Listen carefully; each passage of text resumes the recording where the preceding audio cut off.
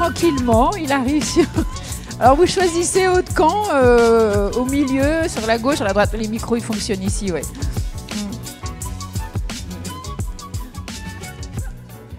Vous voulez vous asseoir, debout, qu'est-ce que vous préférez? Comment vous vous sentez le plus à l'aise? Au pupitre, allez. Bonjour. Bonjour à toutes et à tous. Alors je vais parler un peu de neurosciences, mais surtout de sciences cognitives qui n'englobent pas que les neurosciences, qui englobent aussi la psychologie sociale, l'anthropologie. Enfin, c'est beaucoup plus vaste qu'on pourrait le penser. J'avais prévu de faire une petite présentation de 30 minutes et de laisser un temps aux questions, mais et c'est de ce dont je vais parler aujourd'hui. Il y a toujours un décalage entre l'intention et l'action, entre ce qu'on souhaite faire et ce qu'on arrive à réaliser. Et ça, c'est un des premiers paradoxes que je vais essayer de pointer. Donc, pour me présenter, peut-être, je suis Thibaut Gressinger, je suis chercheur indépendant en sciences cognitives. Et je m'intéresse depuis quelques années, en fait, aux enjeux de transition écologique. Et donc, j'ai deux casquettes. D'un côté, je fais de la recherche, et de l'autre côté, eh bien, j'accompagne des collectivités, des ONG aussi, à repenser des plans de transition et à intégrer, en fait, le facteur humain ou les usagers en fait dans les stratégies de manière à ce qu'elles soient un peu plus adaptées, un peu plus justes. Et donc aujourd'hui, normalement j'ai quelque chose pour passer les slides. Je me suis dit que j'allais faire quelque chose sur les paradoxes parce que c'était le thème de la conférence et qu'en tant qu'humain en fait on est pétri de contradictions et de paradoxes. Et donc je vais essayer de vous donner quelques clés de lecture ou de compréhension en fait, de la psychologie humaine. Alors en toute modestie, en 30 minutes, je ne vous ferai pas forcément un cours, mais l'idée c'est de vous donner quelques petits points d'entrée. Et je pense que dans ce qu'on a déjà écouté jusqu'à maintenant, qui était du coup très humain, très nourrissant aussi, ça m'a requinqué. Il y a eu beaucoup d'éléments en fait, qui sont revenus, le terme de dissonance cognitive, on va en parler, le terme d'injonction contradictoire, le fait d'être dans des environnements sociaux qui sont qui vont parfois ne pas comprendre les choix qu'on fait, etc. Donc je vais essayer de vous apporter quelques éléments et au plaisir d'en discuter après. Voilà. Donc le premier paradoxe, c'est que moi je ne suis pas spécialiste du tourisme, donc je vais parler de psychologie de manière générale et après j'espère que vous êtes nombreux, que vous arriverez ou nombreuses à vous approprier ces différents thèmes et concepts et qu'on pourra en rediscuter. Un premier paradoxe que moi j'ai observé quand j'ai commencé à la sortie de mon doctorat et que j'ai commencé à m'intéresser à ces enjeux de transition écologique, c'était que d'un côté l'humain était très présent du côté des problèmes, quand on parlait de réchauffement climatique, d'effondrement de la biodiversité, et maintenant c'est une évidence, c'est un consensus extrêmement fort et qui est qu'on ne peut pas remettre en question sur la place de l'humain, des sociétés humaines, des modes de vie, des organisations dans tous les dérèglements qu'on observe actuellement et dans le fait qu'on dépasse une à une chaque limite planétaire qui rend finalement notre organisation assez peu soutenable. Donc du côté des problèmes, l'humain était assez clairement identifié. Par contre, du côté des solutions, c'était beaucoup moins clair. Et en fait, j'observe depuis quelques années qu'en fait, on a du mal à intégrer finalement l'humain, le social dans ces questions de transition, de savoir comment est-ce qu'on peut les prendre en considération. Et je vous ai mis ici trois différentes dimensions humaines des enjeux de transition qui me semblent importantes d'avoir en tête en guise d'intro. Le premier, c'est que lorsqu'on va parler de transition écologique, parfois on parle de transition des systèmes ou des infrastructures. Et dans ce cas-là, en fait, on a tendance, donc c'est beaucoup de sciences de l'ingénieur, on a tendance à négliger en fait la dimension usage. Les personnes qui vont habiter ces environnements ou ces infrastructures, qui vont les utiliser, qui vont naviguer ces nouveaux espaces, qui vont être outillés de ces différents systèmes. Et il se peut qu'on ait pour eux des effets rebonds si finalement on pense des systèmes techniques ou technologiques ou des infrastructures sans prendre en compte en fait les personnes à qui elles se destinent et à quel point est-ce qu'il y a un enjeu de faire changer des usages par le biais de ces techniques ou de ces technologies. On peut prendre l'exemple des déplacements, par exemple. Si on met en place un super plan de communication, une super appli, par exemple, de covoiturage, mais qu'il n'y a pas derrière un accompagnement, en fait, sur vraiment le changement et sur le fait de changer de mode de déplacement au quotidien, etc., on peut se retrouver finalement à avoir un rejet de ce type d'initiative. Deuxième point, c'est que lorsqu'on parle de technique et de technologie dans les enjeux de transition, on omet une partie importante qui est la dimension en fait, humaine dans ces questions de transition, et notamment l'importance de changer en fait, nos modes de vie, donc à proprement parler, les pratiques alimentaires, les pratiques de déplacement, et donc là on dépasse totalement la question purement des infrastructures, des systèmes, et on parle vraiment de changement de comportement comme ça a été évoqué tout à l'heure, et donc là on va vraiment toucher au comportement humain. Et le troisième point, et ça a été évoqué juste avant, la question des récits collectifs, des imaginaires en fait qui vont finalement structurer des sociétés, structurer des communautés, et qui, on va le voir, se retrouvent être assez importantes quand il s'agit de réinventer un tourisme, quand il s'agit de réinventer un autre mode de voyage, etc. Et donc là-dessus, la dimension récit collectif va toucher aux dimensions normes sociales, représentation sociale, imaginaire, et c'est quelque chose qui est profondément cognitif dans la mesure où ça part de nous, de nos cerveaux et de notre imagination. Ça va jusque-là? Top. Donc ça, c'est un premier paradoxe que j'observais. Deuxième paradoxe, c'est que lorsque l'humain en fait, est pris en compte dans, par exemple, les politiques publiques, ou est pris en compte dans les différentes actions qui sont menées de communication ou autres, eh bien, en fait, il ne l'est pas réellement du point de vue des disciplines que nous, desquelles on vient, c'est-à-dire les disciplines académiques, de psychologie, de sociologie, d'anthropologie, etc. Et ça pose plusieurs questions. D'abord, le premier, c'est que il y a beaucoup de mobilisation d'une psychologie qu'on va dire intuitive, c'est-à-dire que quand on parle à des collectivités, à des élus, à des agents, etc., quand on va parler de changement de comportement, ça part beaucoup, en fait, pas forcément d'une expérience de terrain, ou voire même d'une méthodologie pour essayer d'enquêter et de comprendre les différents usages, mais beaucoup d'intuition, en fait, de ce qu'on pense, ce qui est le plus souhaitable pour faire changer des personnes ou faire changer les gens. Et donc, il y a un ensemble un peu de théories du changement naïves ou intuitives qui sont mobilisées et qui peuvent être en déconnexion, en fait, avec les connaissances qu'on peut avoir en psychologie ou en neurosciences ou autres.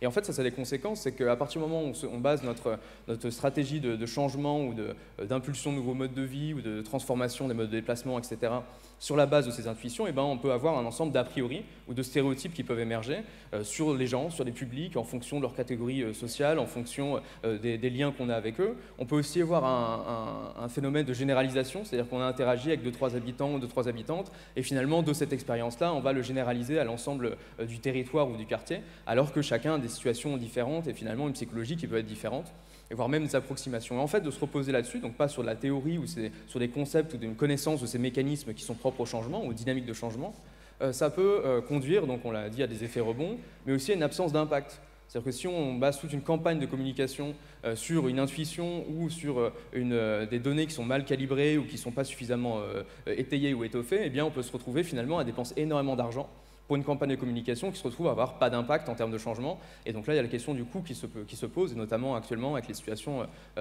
difficiles d'un point de vue budgétaire. Et également, si on met en place un certain nombre d'actions et qui ne prennent pas en compte la diversité des publics, pour se retrouver à avoir des enjeux qui sont liés à des inégalités. Je l'ai mis 2 petits exemples, je vais y revenir, de ce type de psychologie intuitive. Le premier exemple, c'est celui qu'on va appeler du modèle, disons, mental, du déficit d'information. C'est quelque chose qui était assez présent dans les milieux écologistes jusqu'alors, ça l'est moins maintenant. C'est cette idée de dire qu'en fait, si les gens ne changent pas, c'est parce qu'ils n'ont pas toutes les connaissances que les scientifiques ont sur les enjeux du réchauffement climatique ou l'effondrement de la biodiversité. Et donc, en fait, si on arrive à leur faire passer toutes ces connaissances, ils vont avoir en fait une conscience qui va émerger, une prise de conscience qui va déclencher automatiquement l'action. Et on voit qu'en fait, ce modèle, ça nie une grande partie des connaissances qu'on a en psychologie. Ouais, ça ne fonctionne pas, c'est comme les médecins qui fument, quoi. C'est comme les médecins qui fument. Ouais, c'est une très bonne remarque, ou les scientifiques qui prennent quand même l'avion. C'est quand même un sujet. Et l'autre point, c'est sur ce qu'on appelle le modèle ce qu'on appelle l'homo economicus. Bon, c'est un terme, déjà latin a priori, mais surtout un terme pour signifier qu'on a un peu cette idée que les gens sont un peu rationnels. C'est-à-dire qu'en gros, si on pousse les bénéfices ou on pousse, en gros, bâton et carottes, ça va suffire en fait à faire changer les gens. Et donc, si on leur donne suffisamment de carottes économiques, etc., ça va suffire à les engager dans un changement. Et inversement, si on utilise du bâton comme l'interdiction, la contrainte, etc., et ben ça suffira. Mais sauf qu'on est très peu rationnel, c'est ce que je vais essayer de vous montrer aujourd'hui, et sachant qu'on est assez peu rationnel, en fait, on se retrouve pris, même à pousser des injonctions qui sont parfois contradictoires auprès des publics qu'on souhaite accompagner dans le changement. Donc ma conclusion là-dedans, et je prêche pour ma paroisse, j'en ai conscience, c'est que ces connaissances-là, ou les concepts que j'essaie de vous véhiculer aujourd'hui, elles nous donnent quand même des clés de lecture. Donc il ne s'agit pas d'éléments certains, il faut les prendre comme une forme de grille d'analyse des comportements ou du changement pour se poser un certain nombre de questions ou de réflexions afin de guider des actions qui permettent d'impulser des changements de mode de vie ou d'organisation. Et ça nous donne aussi des méthodes d'enquête qui nous permettent d'aller sur le terrain et d'essayer de comprendre quels sont les besoins réels, quelles sont les représentations qui peuvent s'avérer bloquantes ou autres. Ça va? J'ai tendance à parler vite parfois. Et là, je me ralentis. Un autre paradoxe qui moi, m'est apparu en fait en préparant la présentation et qui est lié, c'est le fait que d'un côté, on entend qu'il faut changer de mode de vie, de mode d'organisation, et d'un autre côté, il y a une petite musique qui nous dit qu'en fait, l'humain, il n'est pas capable de changer. en fait, les gens ne changent pas, et c'est ce qu'on caractérise parfois par cette notion de résistance au changement. C'est-à-dire, en fait, les gens ils sont résistants au changement, donc il n'y a rien à faire, en gros, ils changeront jamais. Et il y a deux problèmes pour moi à ça, dans cette espèce de tension entre ces deux assertions. C'est que le premier, quand on parle de résistance au changement, en fait, Lewin, qui était le psychologue social qui s'intéressait à ce sujet au début, il ne parlait pas d'individus. Il ne parlait pas d'individus qui a des problèmes de résistance au changement. Il parlait en fait de groupes sociaux ou de structures qui en fait pouvaient être des vents contraires au changement et qui pouvaient induire une certaine résistance au changement collectif. Et ça, c'est important parce qu'aujourd'hui, lorsqu'on individualise cette résistance au changement, on se retrouve avec d'un côté des personnes qui sont les agents du changement. Souvent, c'est des gens qui sont dans les positions hiérarchiques supérieures dans les organisations. Et puis, les réfractaires au changement. Donc ça peut être des publics, ça peut être aussi des salariés, si on est dans le contexte d'une entreprise. Et en fait, se créent ici déjà deux problèmes. C'est que, les agents du changement sont eux-mêmes soumis à une forme de difficulté à changer ou de blocage, et on le verra, ça ne concerne pas toujours les mêmes, ces problèmes liés au changement et au paradoxe. Et le deuxième, c'est que c'est une prophétie autoréalisatrice. C'est-à-dire qu'à partir du moment où on s'attend à ce que les gens résistent au changement, eh bien, en fait, on ne part pas d'un pied qui est suffisamment, bienveillant et généreux pour autoriser une discussion, et on part du principe que les gens ils vont de toute façon résister, et donc on s'engage dans des actions qui partent de cette prémisse-là. Donc la question de la résistance au changement, déjà dans l'acception aujourd'hui, elle est problématique. Et puis en plus, quand on parle de changement, de quel changement on parle ? Donc pour moi, il faut repréciser la nature du changement. Est-ce que c'est, on parlait de gestes de tri tout à l'heure, on parlait de déplacement, on parlait de mode de voyage, de déplacement en voyage, de destination de voyage. Et puis quel est le rythme du changement qu'on s'impose aussi? Est-ce qu'on veut que les gens changent du jour au lendemain? Est-ce qu'on veut finalement faire en sorte qu'il y ait une dynamique de changement qui s'engage et qui porte les fruits plus tard? Et puis aussi les conditions ou les contraintes qu'il y a dans le problème qu'on se fixe. Donc quand on précise le changement, d'un coup ça devient un peu plus préhensible et on comprend qu'en fait il y a plein de dynamiques différentes en fonction des types de changements qu'on veut induire. Changer des comportements alimentaires, c'est très différent d'un point de vue cognitif, ça se retrouve sur des rituels, des compétences culinaires, une organisation du foyer, que lorsqu'on va parler de changement de mode de déplacement, où là on va être beaucoup sur la distance par rapport au travail, les infrastructures qui sont mises en place, le sentiment de sécurité. Donc en final, en fonction du type de changement, on va avoir des formes de blocage ou de résistance ou plutôt des difficultés qui vont être différentes. Et la question qui se pose souvent derrière cette idée qu'on ne peut pas changer, c'est surtout est-ce que les gens peuvent changer de manière volontaire, d'eux-mêmes ou d'elles-mêmes quelque part. Et donc c'est un peu la question que je vais essayer de poser aujourd'hui, vous donner quelques éléments sur comment est-ce qu'on peut induire une dynamique de changement pour finalement accompagner le changement plutôt que, non plus une série, mais en gros plutôt que le subir ou surtout d'en subir les conséquences. Vous parliez de fumer la fumée de cigarette ou l'addiction. Il y a un modèle qu'on voit souvent passer, qui est le modèle transtérique du changement, peu importe le nom, mais qui part du principe qu'en fait, il y a une forme d'enclenchement dans le changement individuel, d'un non-intérêt pour changer, par exemple arrêter la cigarette, jusqu'à un intérêt à s'engager dans une décision du changement, donc on se sent concerné par le problème, jusqu'à l'idée que finalement on va se préparer à changer, et en fait engager une dynamique de changement, donc c'est l'étape 4, la dynamique de changement, et ensuite d'essayer de le maintenir. Et si on n'arrive pas à le maintenir, donc c'est l'effet bonne résolution, typiquement, on peut retomber, rechuter et revenir au point de départ. Ou si on arrive à le pérenniser, à ce moment-là, on peut finalement s'engager dans un nouveau comportement. Cette vision-là, elle est simpliste. Ce modèle des années 80, c'est assez... Mais c'est une bonne manière de se représenter la problématique, qui est d'une part d'engager une dynamique, de se sentir concerné par ces sujets, ensuite de vouloir changer, et finalement d'arriver à pérenniser ou à maintenir le changement et ne pas rechuter. Je vais faire très vite, mais il y a plusieurs éléments à ça. Il y a le fait déjà d'avoir la bonne information, de se sentir, d'avoir les connaissances qui permettent d'engager un changement. Et donc souvent, on va utiliser par exemple des informations, on va essayer de présenter les informations de manière à ce qu'elles soient évidentes, simples, saillantes, qu'elles soient là au bon endroit au bon moment. Donc typiquement les labels de réparabilité sur lesquels on a un peu travaillé, où on va présenter l'information de manière à ce qu'elle soit vraiment facilement compréhensible et de passer de l'information qu'on peut diffuser à finalement la connaissance, qui est le fait de s'approprier cette information et de pouvoir la manipuler et ensuite la restituer au moment, par exemple, de l'acte d'achat. Et c'est une différence qui est fondamentale parce qu'on peut diffuser énormément d'informations sans créer aucune connaissance, parce que finalement on se retrouve noyé dans un brouillard ou dans un bruit constant.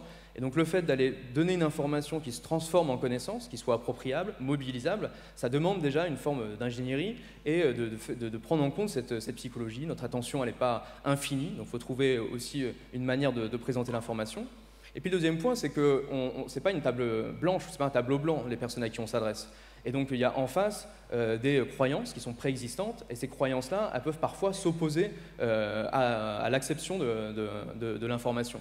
Imaginez que vous soyez extrêmement sceptique sur les enjeux de climat, où vous pensez qu'en fait tous les constructeurs, ils n'ont aucun intérêt à pousser plus de réparabilité. Il y a de grandes chances que ce label-là, vous le voyez passer, mais vous ne l'intégriez pas et vous ne le mobilisiez pas. Et donc en fonction de comment l'information est présentée, qui diffuse l'information aussi.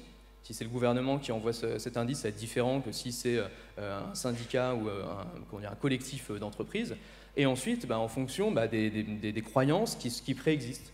Et donc il y a des effets de confirmation qui fait que si on est déjà convaincu que ça c'est faux et c'est inutile, il y a de grandes chances qu'on ne s'intéresse pas à ça. Donc on rentre dans une dynamique de confirmation. Donc ça c'est le premier point, c'est qu'en fait entre l'information et la connaissance il y a une distinction. Et ensuite il faut que la connaissance elle soit pertinente pour l'action. Et donc on peut très bien en fait faire la sensibilisation sur le dérèglement climatique à fond, mais que ça nous aide pas du tout en fait pour savoir au quotidien qu'est-ce qu'on doit faire dans ma situation pour changer, qu'est-ce qui est accessible, qu'est-ce qui est le plus important, le plus prioritaire maintenant à mettre en œuvre, quelles sont les sources d'informations sur lesquelles je peux m'appuyer pour faire en sorte finalement d'aller un peu plus loin dans le changement et d'apprendre par moi-même. Et vous voyez qu'en fait, les conditions qui sont nécessaires au changement pour agir, elles peuvent être de différents ordres. Et donc si on se focalise que sur un type de connaissance qui n'est pas pertinente pour l'action, eh bien on peut finalement dépenser pas mal de moyens ou de mobiliser pas mal de moyens pour finalement faire quelque chose qui ne va pas permettre d'induire ou de favoriser le changement. Une autre notion un peu connexe, c'est qu'à partir du moment où on a fait passer l'information, qu'elle est appropriée, qu'elle est mobilisée, etc., ou qu'on a diffusé une campagne de sensibilisation, il faut que les personnes se sentent concernées.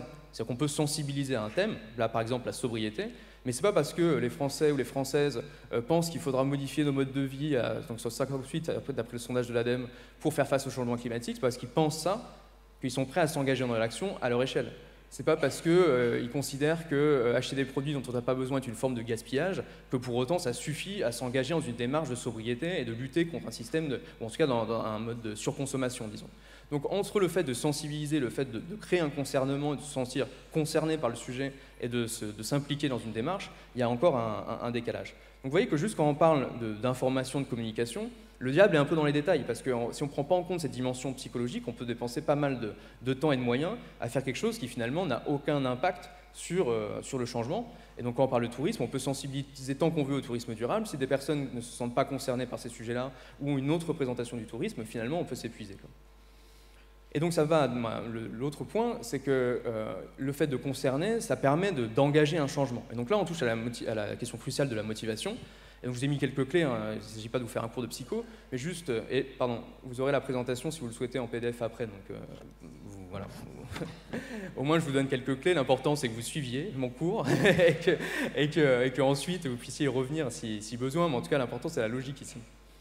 Le principe de push-pull qui est aussi utilisé en agriculture, on peut l'appliquer pour la motivation. Si d'un côté en fait on pousse les bénéfices, on rend évident des bénéfices pour des personnes qu'on va cibler ou avec lesquelles on veut travailler, ça doit aussi s'accompagner d'une réduction, qu'on appelle des frictions ou des difficultés à s'engager dans le changement. Donc si on est dans un environnement où c'est extrêmement difficile de faire du vélo ou d'aller prendre, faire du covoiturage par exemple, on a beau augmenter la perception des bénéfices qu'il faudrait faire ça, c'est pas pour autant que c'est facile de le faire. Donc si on fait les deux, c'est-à-dire que si d'un côté on montre l'intérêt de le faire et si de l'autre côté on lève des freins potentiels, on a ce principe un peu de tirer-pousser qui peut faciliter le passage à l'action.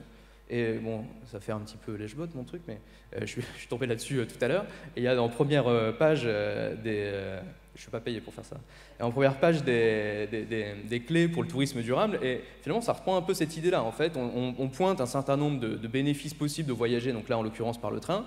On montre qu'en fait, un certain nombre de craintes peuvent être levées, le fait qu'on peut totalement voyager en famille par le train plutôt qu'en voiture. Et donc on est dans ce genre de dispositif, si ce n'est que là, ça s'adresse à un large public, mais on peut appliquer ça à des publics beaucoup plus spécifiques ou ciblés, parce que chacun a des motivations ou des intérêts qui sont très différents en fonction de ses valeurs, en fonction de sa situation, etc. Deuxième point, c'est qu'il faut aussi faire en sorte que le changement il soit accessible. Donc qu'il soit accessible en levant des frictions, donc physiquement, que la station de vélo partagée ne soit pas trop loin, que l'information qu'on va chercher, il n'y ait pas énormément de clics et qu'on se perde sur le site pour arriver à trouver le guide qu'il faut pour faire zéro waste, mais aussi une accessibilité mentale. C'est-à-dire qu'on est pris dans notre quotidien, on fait plein de choses en permanence, et donc on n'a pas tout le temps en tête, par exemple, d'opérer un changement. On a travaillé avec la métropole de Lille sur les questions de l'eau.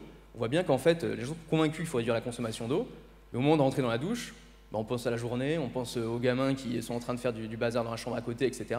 On n'a pas du tout une disponibilité mentale, malgré la volonté qui était évidente de la part de ceux avec qui on travaillait, de diminuer la consommation d'eau, malgré le fait qu'ils savaient quoi faire, etc., qu'ils avaient conscience du problème. Mais à un moment, en fait, quand on est pris dans une forme de tunnel, notre attention elle se focalise sur un élément à la fois. Et donc, le fait d'apporter l'information là où c'est le plus pertinent, où il y a la plus grande ouverture, disons, la plus grande possibilité de recevoir cette information, ça paraît important.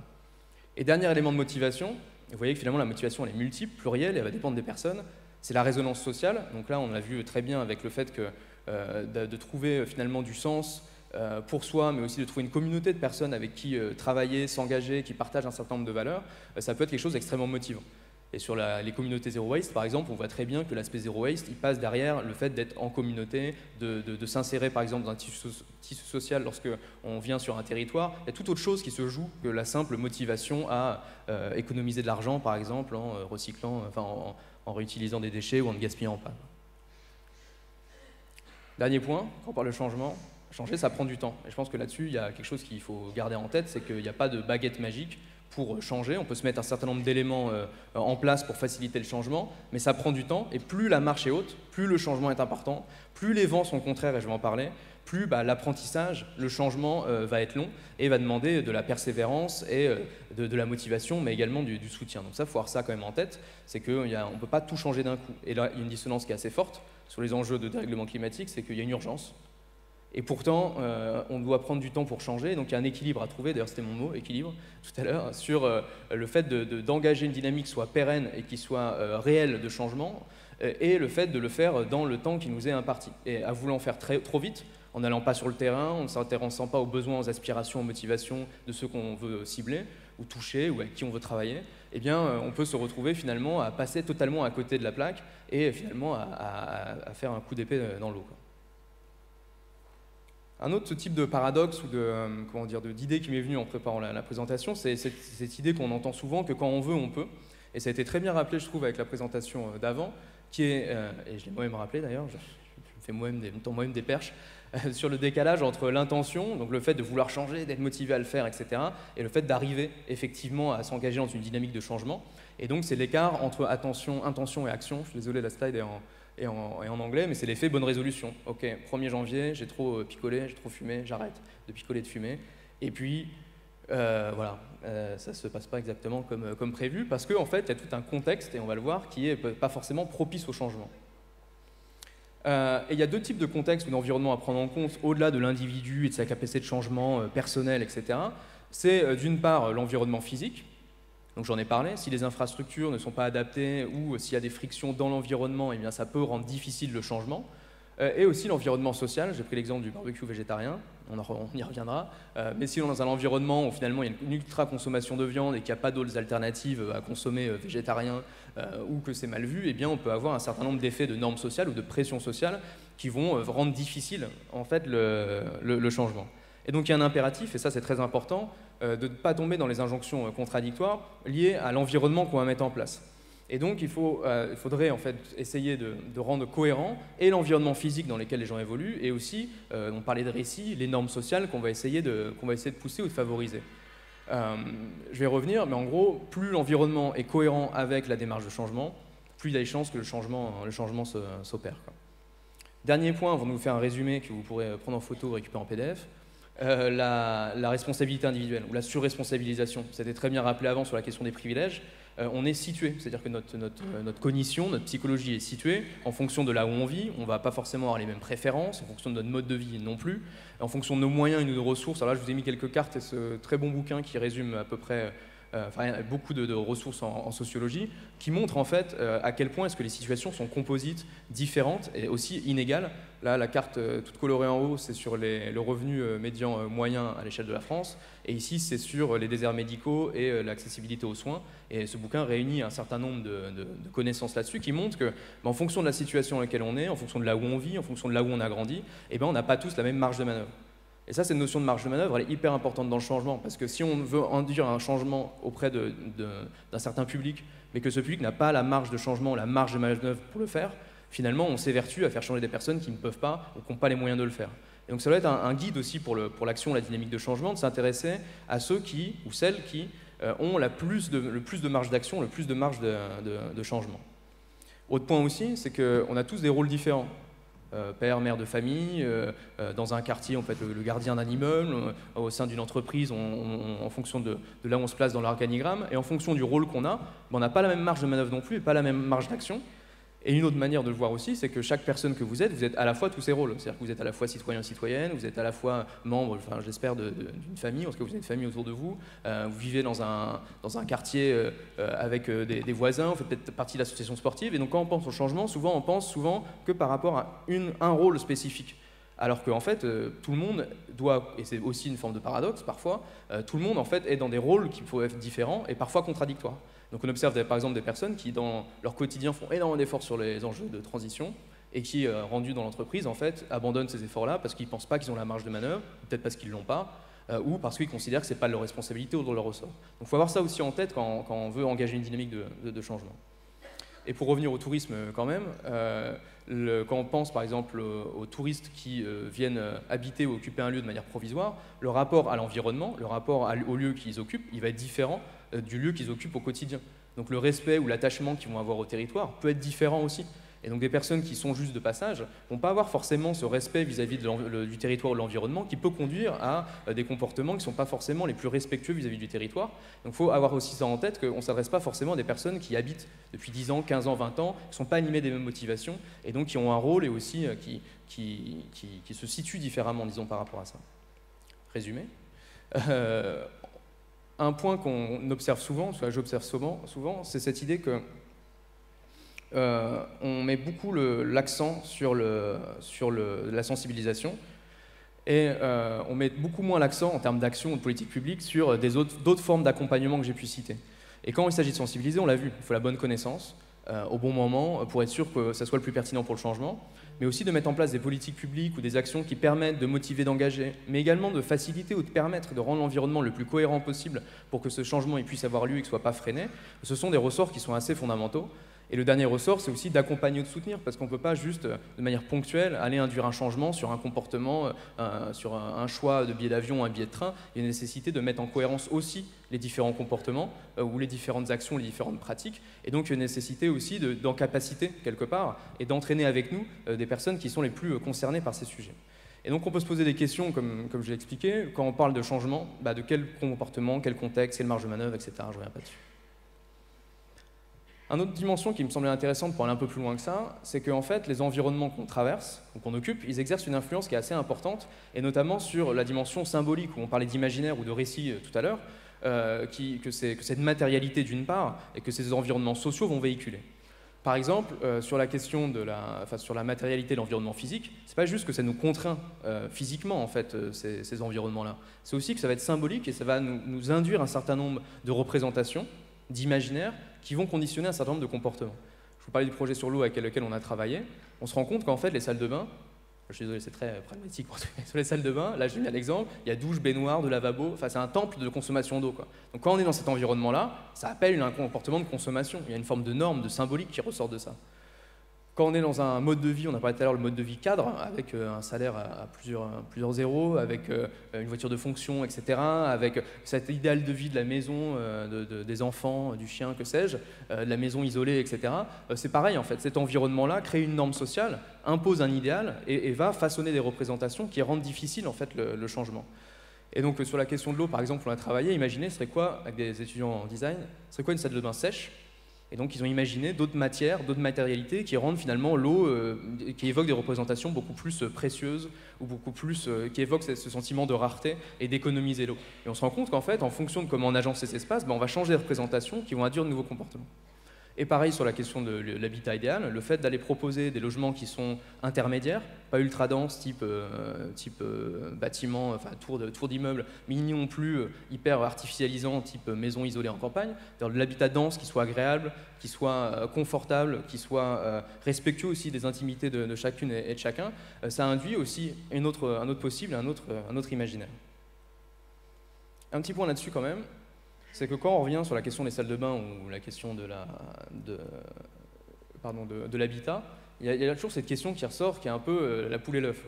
C'est enfin l'œuf et la poule, je ne sais plus dans quel sens ça va, mais c'est un peu la question de la responsabilité, c'est qui doit activer ce changement en fait. Quand on parle d'habitat, qui doit en fait pousser une nouvelle forme d'habitat, ou quand on parle de foyer ou d'aménagement, qui doit pousser ça? Et donc il y a très souvent là un report de responsabilité qui se fait, avec d'un côté le fait que ceux qui construisent des maisons ou ceux qui valident des plans de construction, ils disent en fait nous on fait que répondre à la demande.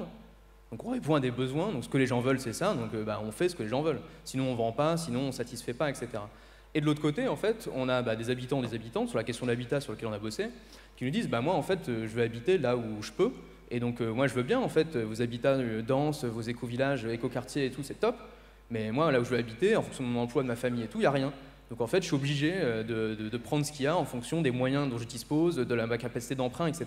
Et donc là il y a un déport de responsabilité et un lien qui se fait très fortement entre l'offre et la demande. Et je vous montre juste cet exemple-là sur le projet, je vous mettrai les références à la fin. On a bossé sur l'habitat en Seine-Maritime, où en fait, en travaillant, en allant au-delà du déclaratif, qu'est-ce que vous voulez comme habitat idéal, ou où est-ce que vous aimeriez loger, très vite, tout de suite arrive maison individuelle, enfin bref, la petite image de 99 francs, enfin extrait du film que j'ai mis tout à l'heure, de la vie idéale. Et quand on creuse un peu, on se rend compte qu'en fait, on dit mais c'est quoi les fonctions dont vous avez besoin? Quels sont le logement idéal si vous devez le recomposer? Et en fait, en proposant des formes d'habitat intermédiaires avec différentes dimensions en fait, qu'on a pu enquêter avant et qu'on a proposé, on se rend compte que l'habitat, donc c'est tout en haut à gauche, la maison type Phoenix, avec un jardin hyper bien tondu, sur un étage, etc., très vite, en fait, ça ne devient plus l'idéal, donc ça ne devient plus, en fait, ce qui répond plus à des besoins. Et on a d'autres formes d'habitat qui deviennent beaucoup plus adaptées à des besoins en termes de logement. Et un des problèmes qu'on a là-dessus, et qu'on avait beaucoup au début, c'était de dépasser cette forme de binarisation des représentations. Il y a toujours une forme un peu binaire, avec un tourisme qui est ultra polluant et un tourisme qui est aller en campagne, à la ferme, etc. Et il n'y a pas forcément de place pour des représentations entre les deux, ou des imaginaires pour des personnes qui ont d'autres souhaits, d'autres préférences, etc. Et sur l'habitat, c'était pareil, on avait d'un côté la maison idéale en campagne, et de l'autre côté le bloc d'immeubles, et d'avoir une forme de densité entre les deux, c'était quelque chose qui était assez peu discuté. Et ça pose une question qui est par rapport au tourisme durable, c'est de trouver une forme d'identité ou de représentation qui permette de sortir de ce qu'on voit. Donc ça, c'était juste une recherche Google, et d'ailleurs l'analogie m'a amusé des transats en été qu'en hiver. Il y a un truc sur les transats. Il y a cette idée d'un tourisme qui est aussi véhiculé beaucoup par l'image, par la manière dont on le représente. Et ça va même plus loin, j'ai pris cette carte, la source est un peu incertaine, mais elle illustre mon propos, sur le fait qu'on a aussi des représentations par rapport au terroir, aux gastronomies, aux spécialités locales, etc. Mais quand on a un dérèglement climatique fort, cette carte, elle bouge. On ne peut plus cultiver la même chose dans certaines régions. Et donc finalement, ce qui faisait l'identité d'un territoire ou l'identité d'une région, même culinaire, en termes de représentation, va être aussi affecté. Donc le fait que même quand on base énormément d'énergie sur un tourisme gastronomique, on peut être tiré au piège du fait que on va se figer dans une représentation qui va nous enfermer dans un modèle qui va finalement être plus du tout adapté à ce qui va se passer d'ici 30, 40 ou 50 ans. Et donc sur cette question des représentations, le fait d'aller proposer des contre-modèles, c'est quelque chose qui est extrêmement important parce que ça permet d'ouvrir un peu le champ des possibles et de montrer une autre manière de faire. Donc ce guide, c'est un bon exemple. Hier, j'ai discuté avec Nicolas Breton, je ne sais pas s'il est dans la salle, qui s'occupe des livres, des guides Tao, où en fait ils essaient, mais je m'imagine qu'il y a plein d'initiatives de style, mais de proposer des formes de tourisme qui soient localisées, qui cassent un peu ces idéaux de tourisme qu'on a hyper mondialisé en prenant l'avion, etc. Ce genre d'initiative, donc vous êtes énormément, je pense, en tout cas à pousser dans cette direction, c'est une manière aussi de proposer des formes de représentation intermédiaires et d'ouvrir des perspectives en termes de changement. Deux derniers points. Ouais. Quand on parle de changement, il y a aussi des injonctions paradoxales qui nous viennent directement en fait, de ces environnements. On parlait de symbolique tout à l'heure avec la salle de bain ou avec l'habitat. Mais quand on a par exemple des villes où il y a énormément de panneaux publicitaires, vidéos, etc., ou dont les éclairages sont laissés allumés toute la nuit, et que de l'autre côté, on va tenter d'inciter ou favoriser un changement en termes de sobriété individuelle, énergétique, etc., on crée une dissonance, on crée une injonction paradoxale pour la raison que j'évoquais tout à l'heure, c'est qu'entre ce vers quoi on veut amener des personnes et l'environnement dans lequel ils se placent ou ils se situent, il y a un décalage qui rend en fait quelque part... alors je voulais justement pas employer le mot schizophrénique parce que c'est une très mauvaise utilisation du terme, mais qui nous met dans deux postures très, très antagonistes, disons. Et donc si d'un côté on dit qu'il faut faire du vélo, mais qu'en fait la ville est une ville de voitures, si la voiture est partout, Là, d'un coup, ça crée une forme de dissonance en termes de représentation. On dit, vous me dites de faire du vélo, mais là, en fait, moi, je vois que des bagnoles, et ça me donne envie de prendre ma voiture, quoi. Pareil sur le barbecue, on peut dire, ok, mais en fait, il faut manger végétarien, etc. Mais si à chaque fois que je vais à un barbecue, en fait, il y a de la viande, le signal que c'est envoyé, la norme que ça pose, bah, c'est une norme qui est un peu paradoxale par rapport à celle qu'on veut véhiculer. Donc sur les imaginaires aussi, c'est pas quelque chose qui est très abstrait ou vaporeux, la question des récits. C'est quelque chose qui s'ancre dans le matériel et dans la réalité. Et chaque action qui est faite, chaque transformation qui est faite, c'est autant de signaux en fait, sociaux, de représentations qui sont envoyées dans l'espace social et qui vont en fait pousser vers un récit ou vers un autre récit, vers un imaginaire ou vers un autre imaginaire. Donc le fait d'avoir une forme de cohérence ou d'homogénéité, de pointer quels sont les paradoxes en termes disons de récits ou de représentation que ça évoque, c'est une manière aussi de favoriser le changement et d'embarquer tout le monde dans la même direction, quoi. Pareil avec non à la surconsommation et des pubs partout dans le métro, etc. Un point là-dessus, parce qu'on a parlé de dissonance cognitive, alors je ne sais pas si le terme il est connu de tout le monde, donc j'allais faire un petit point quand même sur cet élément-là, c'est que nous en tant qu'individus, en tant qu'humains en fait, on est quelque part le fruit d'erreurs, d'incohérences et d'imitations. Et ça, il faut avoir ça en tête, c'est-à-dire qu'apprendre, c'est avoir un décalage entre la façon dont on pense que les choses se font, ou la manière dont on pense que les gens se comportent, et ce qui se passe réellement. Et en permanence, il y a un décalage, il y a une forme de paradoxe qui se crée, et plus on tend à réduire ce paradoxe, plus finalement on recalque notre représentation du monde sur la réalité des choses. Je parlais tout à l'heure d'avoir une fausse idée de ce que veulent les habitants ou les habitantes. Si on ne va pas au contact, en fait, si on ne va pas au terrain, si on ne va pas discuter avec des personnes, on peut rester avec des représentations qui sont totalement erronées. Et donc de se mettre dans une situation un peu de difficulté, de paradoxe, d'aller chercher en fait ces situations un peu de dissonance, ça peut être une source d'apprentissage qui peut être assez forte pour finalement recaler, réactualiser nos représentations. Et donc quelque part, la dissonance, c'est quelque chose qui fait partie de nous. Ça permet, c'est un moteur de l'apprentissage. Mais la dissonance, ça veut aussi nous conduire dans des situations qui sont un peu problématiques, et donc je fais un petit point là-dessus, c'est une partie très courte sur la dissonance cognitive, c'est qu'en fait on a des représentations de ce qu'on devrait faire, je devrais pas prendre l'avion, je devrais finalement réduire à mort mon empreinte carbone, etc. Et puis il y a la réalité des choses. Et la réalité des choses, ça peut être que, je sais pas, mon copain ou ma copine doit aller voir ses parents à l'autre côté de l'Europe, et en fait, il faut que j'y aille pour enfin je sais, j'invente une histoire, et on prend l'avion. Et donc là, on a une situation de dissonance, parce que d'un côté, je me dis, je ne le ferai jamais, et là, on se retrouve piégé à finalement accepter un mode de transport qui est ultra carboné. Il y a deux manières de résoudre cette dissonance. Soit on rejette l'action, non, je ne prendrai pas l'avion, ce qui demande du courage.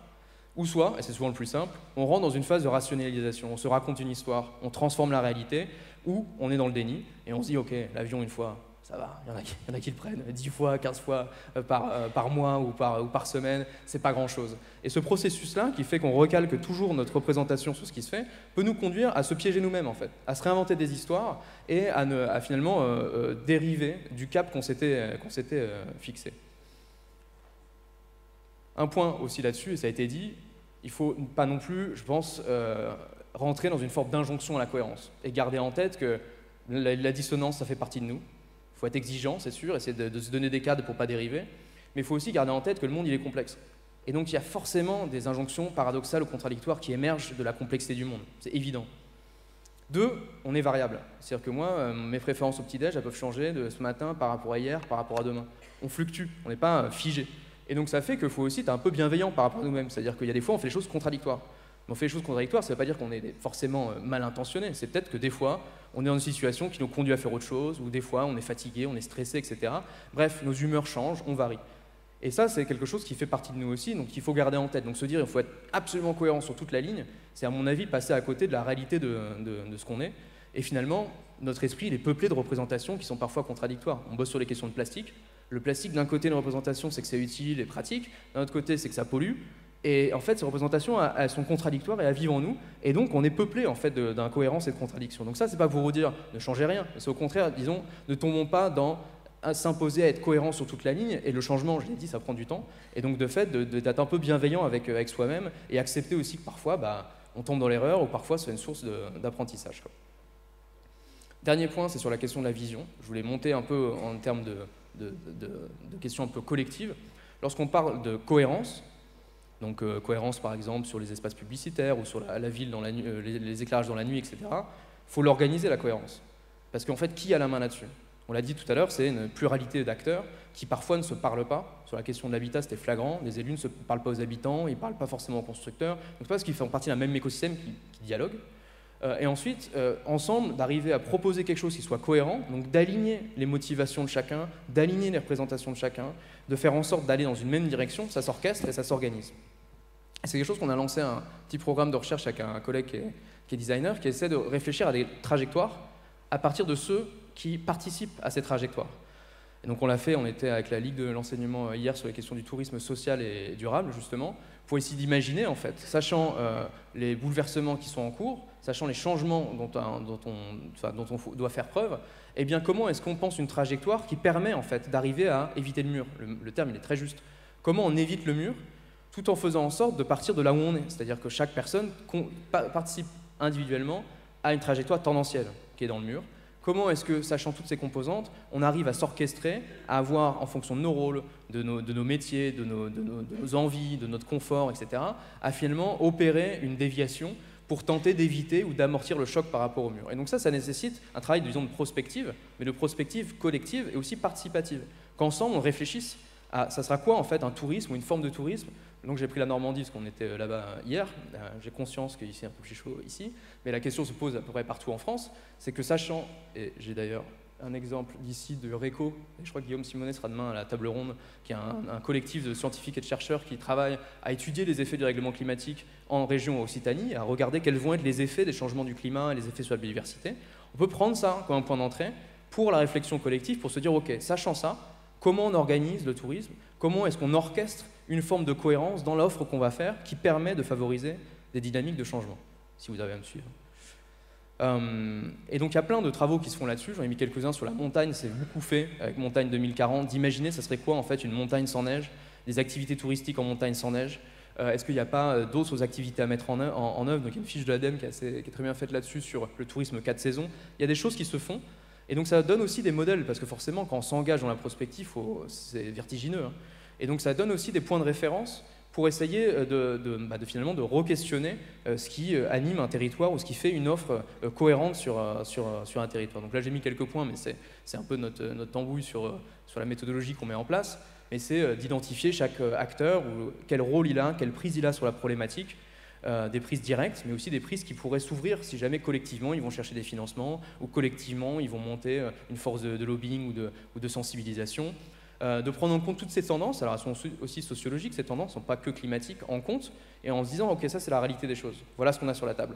Et sachant ça, comment est-ce qu'on reconstruit quelque chose à partir de là, plutôt que d'être dans une trajectoire tendancielle et d'essayer de forcer ces choses-là dedans, qui nous conduit dans ces situations justement de dissonance ou de contradiction. Et puis finalement de partir des points de dissensus ou de consensus, parce que c'est pas forcément consensuel ces enjeux-là. Donc d'identifier sur quoi on est d'accord, sur quoi on n'est pas d'accord, etc. Des points dans le temps, bref. Voilà, je finis là-dessus. Sur le paradoxe, je trouve que c'est un thème déjà stimulant, moi ça m'a éclaté de penser à cette présentation, mais c'est aussi quelque chose qui est un levier, je pense, d'apprentissage, cette notion de paradoxe, sur 3 points.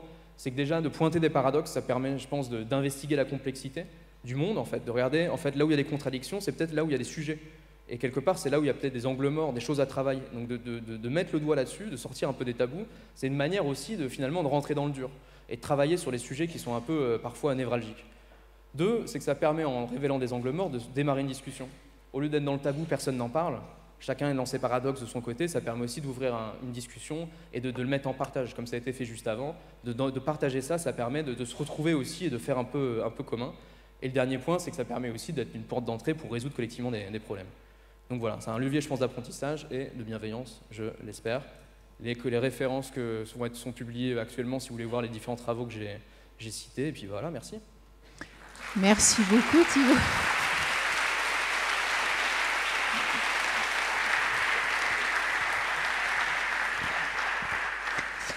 Merci beaucoup, Thibaut. On prend quand même quelques petites questions et quand même pour essayer de gérer un de nos paradoxes à nous, quand même, vous parliez du modèle ambiant et nous quand même cette année avec la proposition du déjeuner tout à l'heure, il sera totalement végétarien, donc nous avons aussi favorisé l'ambiance. Nous avons fait des progrès par rapport à l'année dernière, donc merci beaucoup pour l'organisation.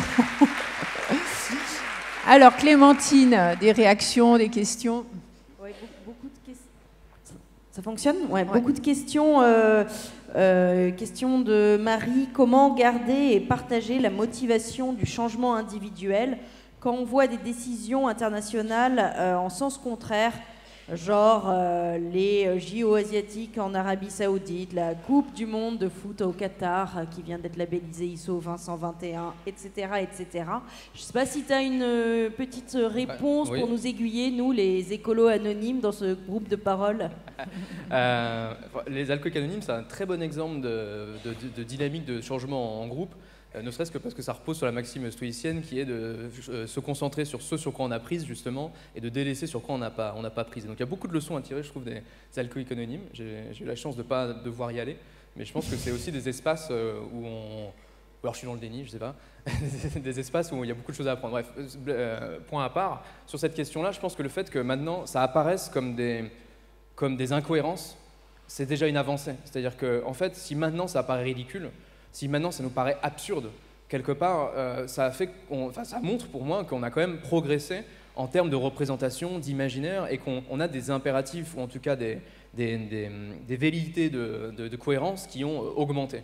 Donc ça, pour moi, c'est quand même un signal positif. En fait, je retournerai le problème en disant si un tel sujet sur la Coupe du Monde au Qatar ou autre, et que des villes même maintenant s'engagent à ne pas diffuser la Coupe du Monde pendant cette période-là, je crois que Grenoble l'a fait. Oui, hier, j'ai entendu que Lyon, les fan zones sont terminées. Paris et Lille aussi. Typiquement, il y a un effet d'entraînement, ce qui est intéressant, c'est qu'il y a un effet un peu d'imitation.